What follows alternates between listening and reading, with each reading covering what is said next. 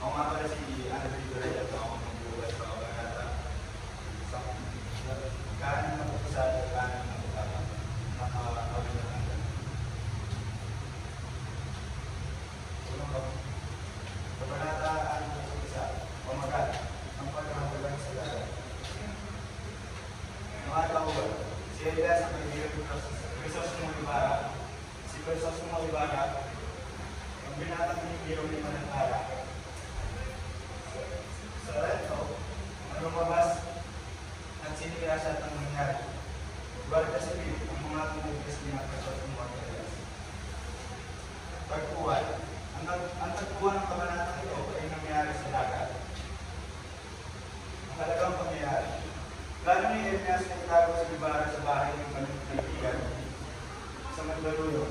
Kung kaya niya ang mga salapi at alahas na itinago niya sa punong na nasa libingan ng mga angkan nito upang may mga magamit papunta sa ibang bansa ni Crisostomo. Dito nag-usap sila ni Crisostomo Ibarra habang nasa laot. Sinabi sa kanya ni Elias na ang balak nito na kunin yung mga kayamanan ng kanyang at ibigay kay Ibarra upang si Ibarra ay mamukay sa ibang bansa ng tahimik at payapa. Pangalawang pangyayari. Inalok ni Ibarra na sumama si Elias ng ibang bansa mamukay na parang mga kapatid. Sumagot si Ibarra sa kanya nung sinabi ni Elias sa kanyang plano. Sinabi ni Ibarra na sumama na lamang si Elias na sa ganun ay parehas silang mamuhay ng payapa.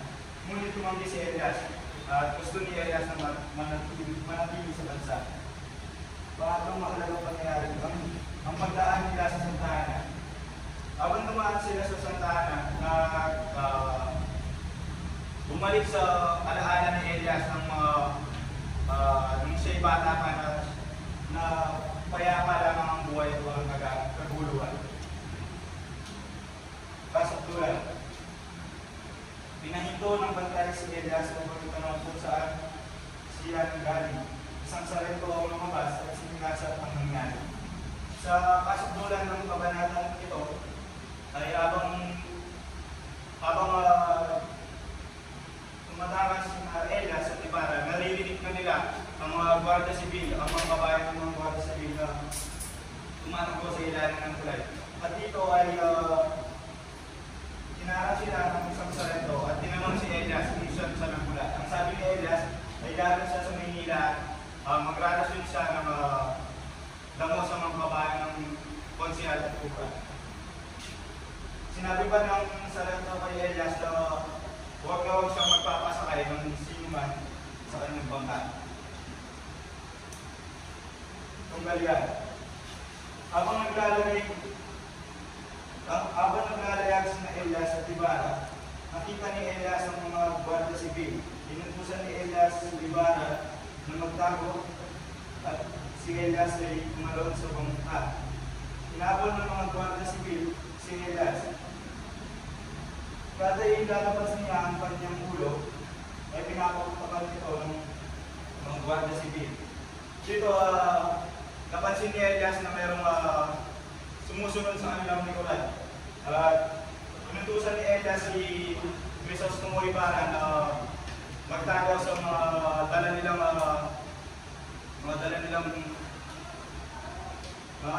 kuwayan.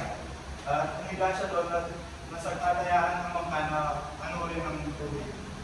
At tumalon si Elias. Pagkatalon ni Elias, sinabol siya ng mga Guardia Civil at kada ilabas niya ang kanyang ulo sa tubig ay pinapakutakan nito ng mga Guardia Civil. At nung malapit na si Elias sa bangka, ay inilabas niya ang kanyang ulo at pinapakutakan nito ng mga Guardia Civil. At hindi na muling nilabas ni Elias ang kanyang ulo at nagkulay dugo at tubig. Mahalagang aral. Ang aral na magpupulot sa kabanatang ito ay sa kabila ng hirapan, kagipitan, maging tapat sa sarili nating bayan. Ang pagiging tapat ni Elias bilang isang tunay na kaibigan ng Ibarra ay isang magandang halimbawa sa ating mga kabataan ngayon. Maging tapat tayo sa ating bayan at maging mabuting kaibigan.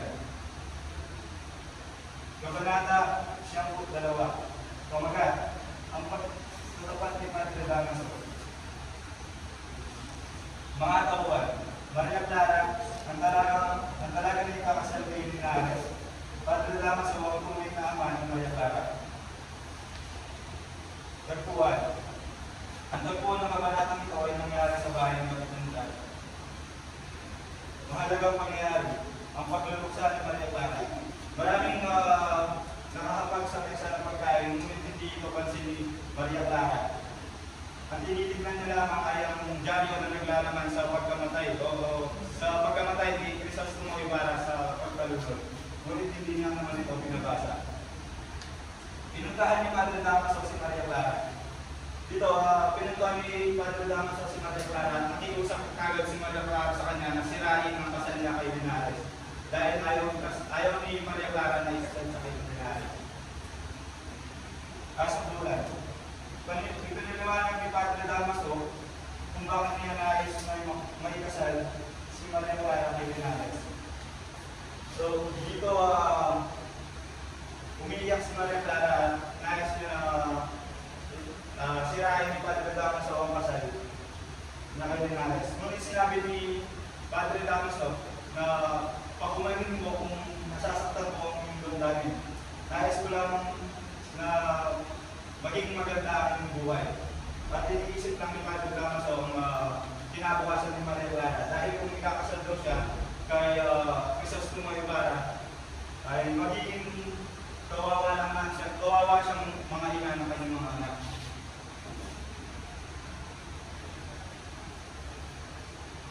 Tunggalian ay nangyari sa pagitan ni Padre Damaso at Maria Clara. Dahil pinilit ni Padre Damaso na ibigin na si Linares, kaso sumagot si Maria Clara ng pamatayan o kumbento.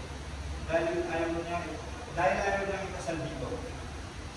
Dito sa tunggalian na ito, parang pinapakiusapan ni Maria Clara si Padre Damaso na huwag ituloy ng kasal na kay Linares. At sinabi ni Maria Clara kumbento o kamatayan. Paulit-ulit na sinasabi ito.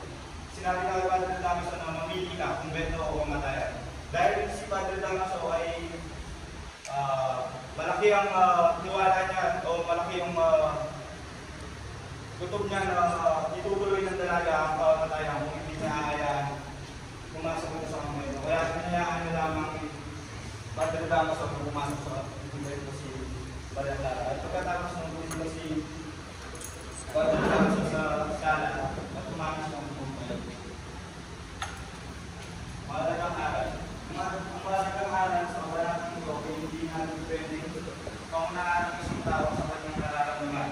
Hindi natin nakuha ang kanyang mga desisyon kagaya ng kay Maria Clara. Tunay ang kanyang pag-ibig kay Ibarra. Hindi siya mapilit ni Padre Damaso na magpakasal kay Linares. May mga bagay talaga tayo na hindi maaaring kontrolin ng ibang tao. Kagaya ng ating nararamdaman, kailangan natin maging respeto sa nararamdaman ng ibang tao. Kabanata siya po.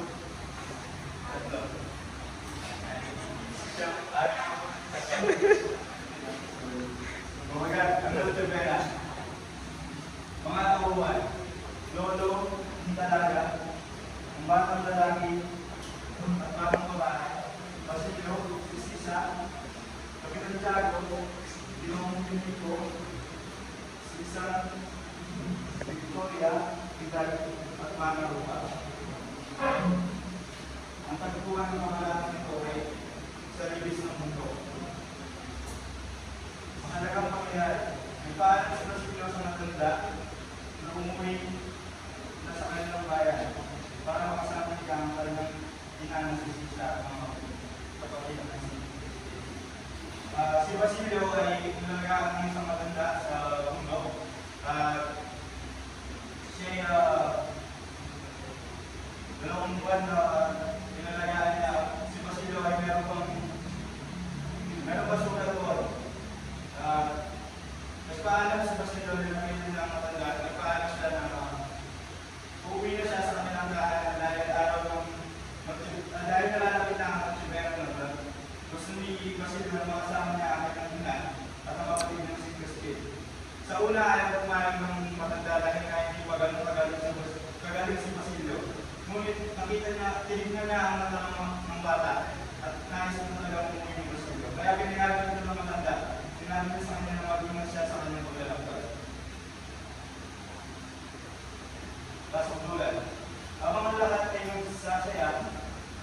Habang si Basilio ay nagluluksa sa pagkamatay ng kanyang ina. Dito nung natuto ni Basilio si Sisa sa isang gubat ay nung nawala ng nanay si Basilio, nung bumalik na ang nanay ni Basilio, nakita niya ang kanyang ina nawala ng buhay. Inilapit ni Basilio ang kanyang mukha sa mukha ng kanyang ina para tingnan kung humihinga pa ito, kung hindi na ito humihinga. Kaya umaming si Basilio ng buhay. Ganyan. Nabalik pa sila sa Israel, may presidatan. At nagiging na, nabalik niya ang kanyang ina, hanggang makarating sila sa buba. Pumasok si Sisa sa pinto ng kahoy, kasi ang protection sa kaibigan ng matanda. Kasi matanda pa sila na nasa pakanan ng barel. Dito, nung natagpuan ni Basilio si Sisa na nakaupo sa isang bahay at kumaawit, tinawag niya ito. Sabi niya, ako si Basilio, ngunit si Sisa ay lumalipas ng buong sa makarating sila sa buba. Hindi na nakita na ni Basilio ang sugat niya at ang kanyang pagod. Patuloy niyang ginagawa si Sisa na makarating sila sa buba at pumasok si Sisa sa pinto ng kaawit. At habang tinutulak ni Basilio ang pinto para mabuksan, at paulit-ulit yung sinasabi na inaako ito si Basilio. Samantalang si Sisa naman ayaw niyang buksan ang pinto dahil sa panahon ito, nabaliw ko si Sisa. At ayaw tumigil ni Basilio kahit na ito yung iba na. At umakyat si Basilio sa isang puno ng malete na sa gano'n ay makita niya si Sisa sa pinasukan ng punong kahoy. Mahalagang aral. Mahalagang aral sa panahon ng okay pa. Kahit natin ang ating mga magulang, kagaya ng pagmamahal ni Basilio sa kanyang ina. Mahalik natin ang ating mga magulang sa kabila ng hindi nila pagiging perfecto. May ibigay ang manayos natin ang ating nagdalaga sa ating lahat. Kaya dapat lang natin silang mahalin. Kagaya ng pagmamahal ni Basilio sa Jesus. Kabanata siyang aling ka po tama. Babaga ang katapusan. Mga tauhan, Maria Clara, Padre Damaso, Padre Santi, Padre Santiago, Tia Isabel, Don Victory, Don Elfusio, Linares, Alvarez,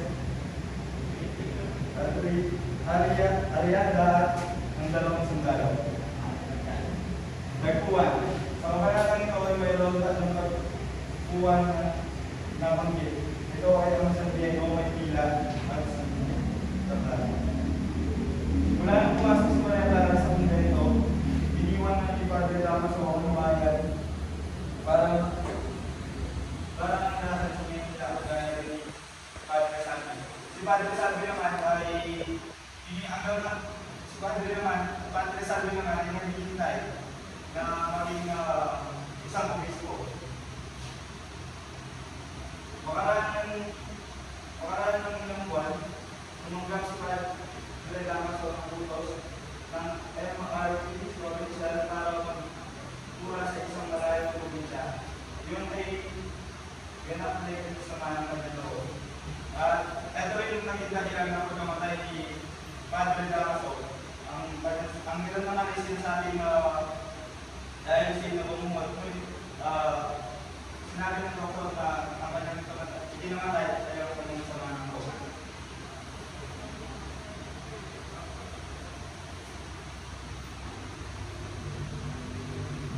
Hindi na makilala si Kapitan Tiago dahil sa labis na siyang nangyayat at nagdulupay-kay. Nang lumaro magmungha o madre, si Maria Clara, namuhay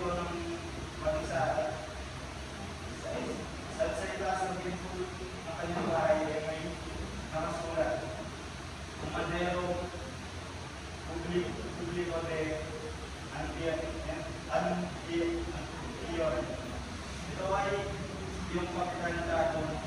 So, yung kapitalitado na ang laban ko yung walang nakakaalala sa kanya, pati yung Kristo Mayor. Dito sa pangyayari dito, pinapili ni Kapitalitado si Tia Isabel kung saan niya gustong tumira o manirahan sa Malubunga o sa San Diego. At piniling mamukay kami sa Kapitalitado.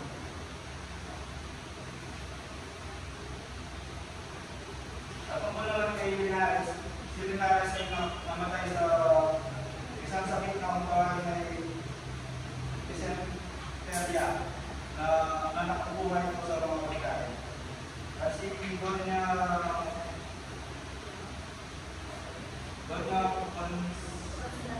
konsolasyon ay nagpakalunod sa harap. At si doon na may tuloy niya ay nagdagdag ng kulot sa kanyang buhok. At natuto siyang umusay siya sa pagsasalita ng Espanyol. At natuto siyang maging putsero. Ang Galvez naman ay iniwan niya ang kanyang mabahong masaw. Tungkol naman kay Maria Clara, ay wala naman pa rin mga kundi ang sila tinako na sila ng kailangan. Wala naman mga tumasok si Maria Clara sa momento, ay wala naman anumang balikan. Tapos tulad. Ganun pa man sa gabi ng September ay umubumo ang urakan o hindi na ito. Hindi ang malalaking ng pagtap ng mga bahay sa Maynila.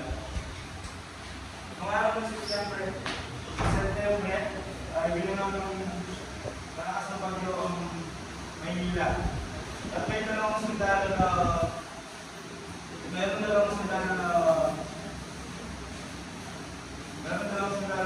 nakakita ng isang babae sa ibabaw ng hubungan. Pinakala nila ito ay isang multo. At habang malakas ang mga kulog at bigla, paulit-ulit nilang nakikita ang babae. Sabi ng isang sundalo, hindi siya multo. Kahit kapuha niya ang sombrero, ang babae ay parang nagdadasal sa ibabaw ng hubungan. Ang galian ng kabanatang ito ay pagkita ng Abedesa. May isang lalaki na nagsasakyan ng bumaba sa kongreso ng Santa Clara. Pero isang mukha na nagmakaawa sa kanya na tulungan siya at iari siya sa kongreso. Ngunit ayaw ng Abedesa.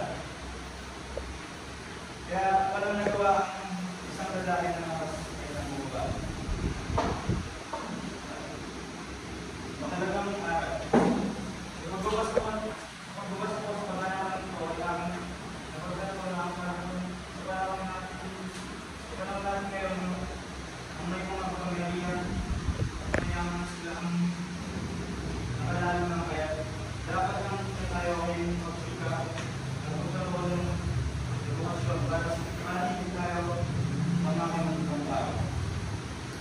Pagkalatang direktor. Sa kabanatang aling na isa, makikita mo ang katapatan ni Imelda sa kanyang kaibigan na si Ibarra.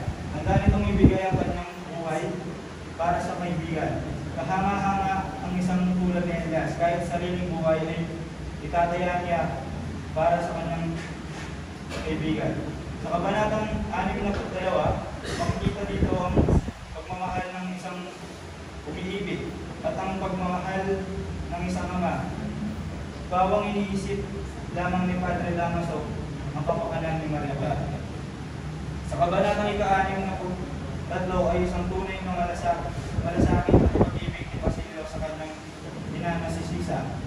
Sa kabanatang 64 ay ipinakita dito ang pananampalataya sa Diyos sa gitna ng unos o bagyo. Self-reflection. Sa unang kabanata, ang pagtulong ni Elias kay Ibarra ay meron pangyayari sa aking buhay na handa akong tumulong sa mga nangangailangan, lalong-lalo na sa aking mga kaibigan. Ang pagiging tapat ni Elias ay aking din ginagawa sa aking mga kaibigan. Tapat ako at walang tinatago sa kanila. Sa panahon natin ngayon, madalas gusto ng ibang tao na sila ang pumili o magdesisyon para sa ating sarili. Hindi nila pinapakinggan ang ating mga saloobin, gaya ng pinipilit nila si Maria Clara na magpakasal kay Linares. Kahit hindi niya naman talaga kamahal. Kagaya ni Basilio, mahal ko ang aking ina, handa akong gawin ang lahat para sa kanya. At gaya din ni Basilio, tuwing Noche Buena ay umuwi ako sa bahay para makasama sila. Hindi man ganun karami ang handa, subalit ang kasiyahan na makasama ko ang aking ina ay labis-labis. Ganun pa man, ang aking pananampalataya sa Diyos ay hindi magbabago. Alam kong kaya niya akong tulungan. Pag binayo ng bagyo o unos ang aking buhay, maniniwala ako sa Diyos, maaayos niya ang lahat.